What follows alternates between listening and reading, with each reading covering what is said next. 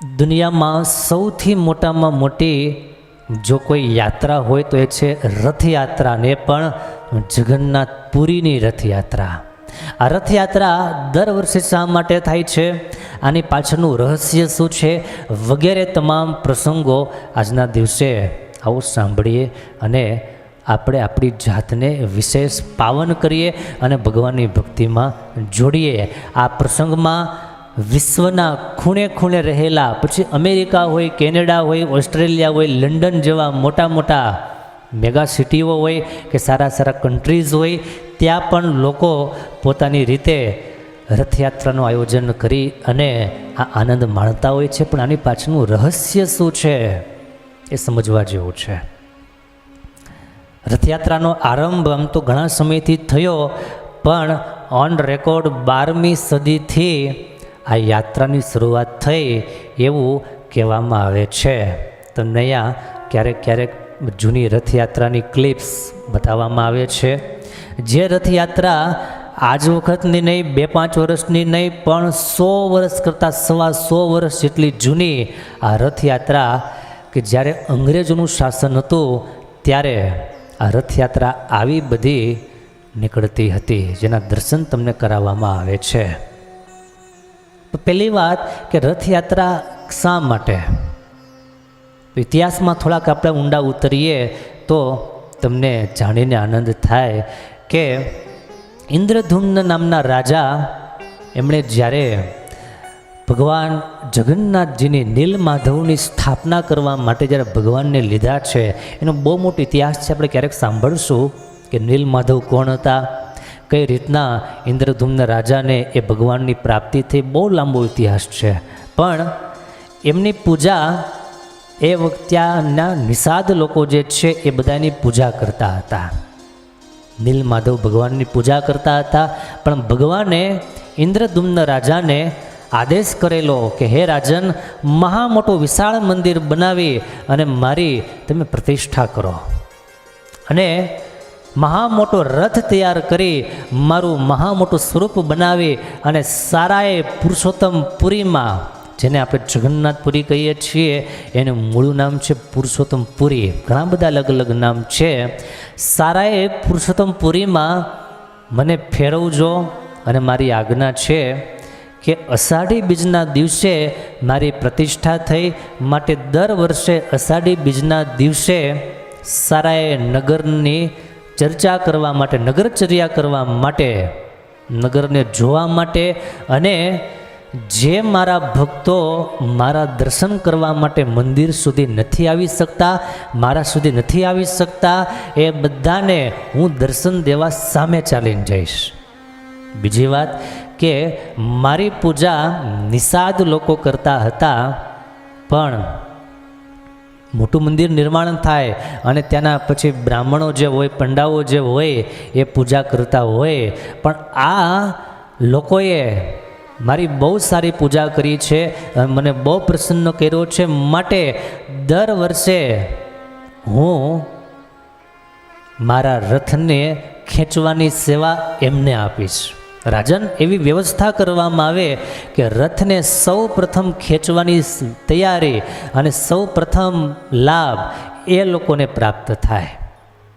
આ જંગલમાં રહેનારા હતા, પણ ભગવાનના બહુ સારા ભક્ત હતા. આજની તારીખમાં પણ દર વર્ષે રથયાત્રા જે નીકળે છે એનું કારણ હરિભક્તો એ છે કે એ લોકોને ભગવાનની બીજી સેવાનો લાભ મળે કે ન મળે, પણ ભગવાનનો રથ ખેંચવાનો લાભ એમને અવશ્ય મળે. બીજી બાબત કે એવા ભગવાનના ભક્તોને ભગવાન દર્શન દેવા માટે જાય છે કે જેમ ભગવાન સુધી પહોંચી શકતા નથી. શારીરિક સમસ્યા હોય, અન્ય કોઈ પરિબળો હોય, અન્ય કોઈ કારણો હોઈ શકે, પણ ભગવાન સામે ચાલીને એમને દર્શન દેવા માટે જાય છે. ત્રીજું હરિભક્તો મહત્ત્વનો મુદ્દો એ છે કે ભગવાન રથમાં બેસે છે, અને એ રથ જે પણ ખેંચે છે, ખેંચવાની સેવા જે કરે છે, બ્રહ્મવૈવર્ત પુરાણ બીજા અન્ય 2-3 પુરાણો છે એ તમામમાં પ્રસંગ આવે છે અને પુરાણોનો ઉલ્લેખ આપેલો છે કે ભગવાનના રથને જે ખેંચે એના જન્મ જન્માંતરના પાપ બધાય બળીને ભસ્મ થઈ જાય, એના પાપ બધાય બળી જાય, પાપ એના નાશ થઈ જાય. એટલો મોટો મહિમા છે ભગવાનના રથને ખેંચવાનો. જગન્નાથજી ભગવાનના રથને નથી ઘોડા, નથી હાથી, નથી અન્ય કોઈ, પણ ભગવાનના ભક્તો ભગવાનનો રથ ખેંચે છે, કારણ કે ભગવાનની આજ્ઞા છે. દર વર્ષે સુભદ્રાજી, બલરામ ભૈયા અને ભગવાન એ ત્રણેય રથમાં આરૂઢ થઈ, ત્રણેયના અલગ અલગ રથ હોય છે અને એ રથ ઉપર બિરાજમાન થઈ અને સારાએ નગરમાં સૌને દર્શન દેવા માટે જાય છે. લાખોની સંખ્યામાં માણસોની ભીડ એકત્રિત થાય છે અને રથયાત્રાનું સૌથી મોટામાં મોટું કારણ એ છે કે આ રથયાત્રાએ કરી અને હિન્દુઓ છે, ભગવાનના ભક્તો છે, એનામાં ભગવાનની ભક્તિ વૃદ્ધિ પામે અને ભગવાન તરફ એમની ગતિ થાય છે. ચોથું કારણ હરિભક્તો એ છે કે ભગવાનને આ રથયાત્રા દ્વારા એવી પ્રાર્થના કરવામાં આવે છે, હે પ્રભુ, ભક્તિભાવથી અમે તમારો રથ ખેંચીએ છીએ, તો અમારા જીવનનો રથ હે ભગવાન તમે ખેંચજો. અમારા જીવનનો રથ પ્રભુ તમે તમારા હાથમાં રાખજો અને અમારું કાયમને માટે હિત કરજો, સુખ કરજો. બહુ સરસ પેલું આપણે ત્યાં પદ છે, હરિ મારો ગાડો તો ક્યાં લઈ જાય, કાયે ન જાણો, કાયે ન જાણો. ભગવાન આપણા જીવન રથના સારથી, એ પણ બહુ સરસ પદ છે, પ્રભુ તમે છો મારા જીવન રથના સારથી, પ્રભુ તમે છો મારા જીવન રથના સારથી. હે પ્રભુ, તમે મારા જીવન રથના સારથી છો. એવી ભગવાનને પ્રાર્થના કરવાના રૂપમાં આ રથયાત્રા છે. આ શરીર પણ એક પ્રકારનો રથ છે અને આ શરીરને કઈ રીતના ચલાવવું એ આપણે ભગવાન પર છોડીએ છીએ. આપણા જીવનનો રથ પણ ભગવાન ચલાવે અને માટે આ રથયાત્રાના દિવસે આપણે રથને ખેંચવાની સેવા કરીએ, અથવા એ અનુકૂળતા ન હોય, કદાચ આપણને એ લાભ ન મળે, એ રથના દર્શન માત્ર પણ જો કરીએ તો એ પણ બહુ મોટા પુણ્યનું આપનારું છે. અમે તમને વાત જણાવી એ પ્રમાણે વર્ષોથી 12મી સદીથી આ સરસ પર્વ અને પ્રસંગ ચાલે છે.